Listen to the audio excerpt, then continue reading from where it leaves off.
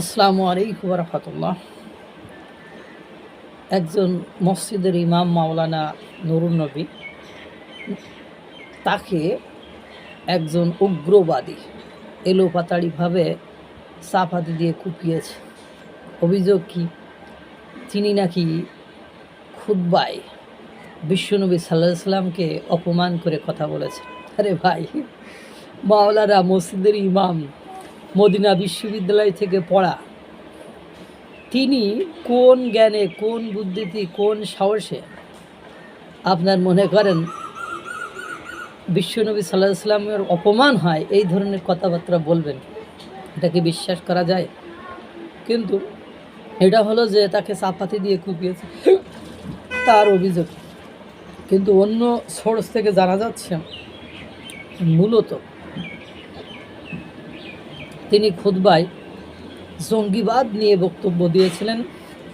এবং আপনারা জানেন, যারা মদিনা বিশ্ববিদ্যালয়ে পড়ছে তারা জঙ্গিবাদকে কোনোভাবে কোনো মতেই সাপোর্ট করে না, সমর্থন করে না।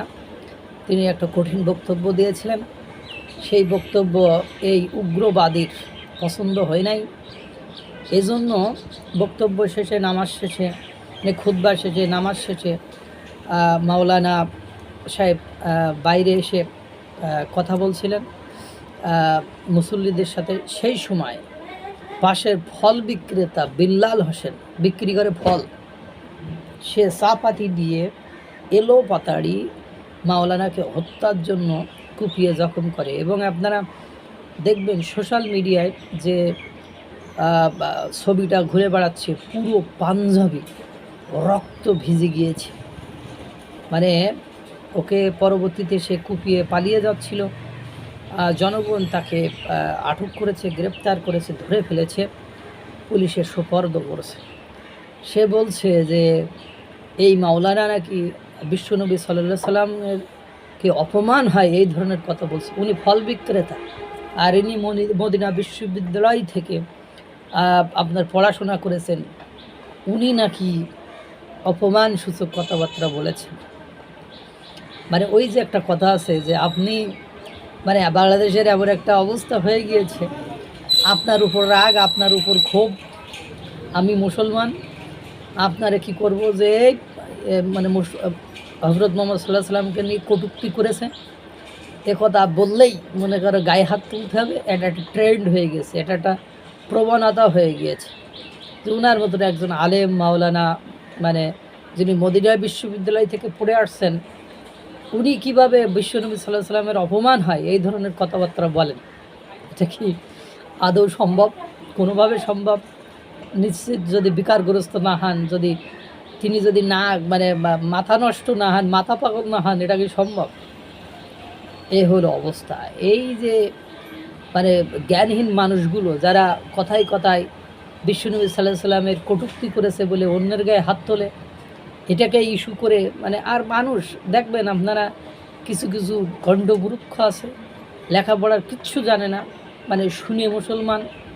এই পাবলিকগুলো যদি এদের সামনে বলা হয় যে অমুক বিশ্বনবী সাল্লাল্লাহু আলাইহি সাল্লামের কটূক্তি করেছে, সে করছে কি না করছে এটা জাস্টিফাই ভেরিফাই না করেই মনে করে ওর একটা জুতার বাড়ি মারতে বললে, ওর একটা ঘুষি মারতে বললে মনে হয় বিশ্বনবী সাল্লাল্লাহু আলাইহি সাল্লাম আমারে একেবারে সাফায়াত করে, মানে আমার পক্ষে কথা বলে জান্নাতে নিয়ে যাবে।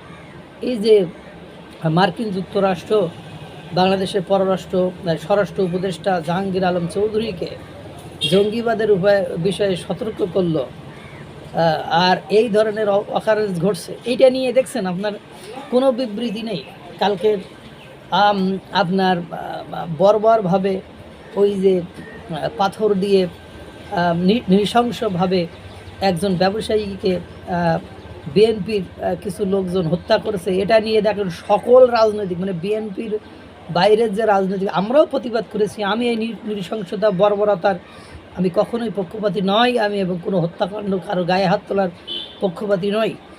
এটা নিয়ে দেখবেন সবাই আওয়াজ তুলতেছে, কিন্তু ওই মাওলানাকে নিয়ে কেউ আওয়াজ তুলতেছে না। এমনকি মাওলানারাও আওয়াজ তুলতেছে না। কারণ কি, ওখানে রাজনৈতিক ফায়দা নেই, এখানে রাজনৈতিক সুবিধা পাওয়া যাবে না। কিন্তু এখানে একটা দলকে পচানোর খুব বেশি সুযোগ সুবিধা আছে, এই জন্য এটা নিয়েই মাতামাতি দাফাদাফি হচ্ছে। জঙ্গিবাদ বলবেন তো মাইর খাবেন, উগ্রবাদ বলবেন তো মার খাবেন। এই হলো দেশ, আর এইভাবেই দেশ চলছে। আল্লাহ তাআলা সকলকে ভালো সুস্থ রাখুন। আসসালামু আলাইকুম ওয়া রাহমাতুল্লাহ।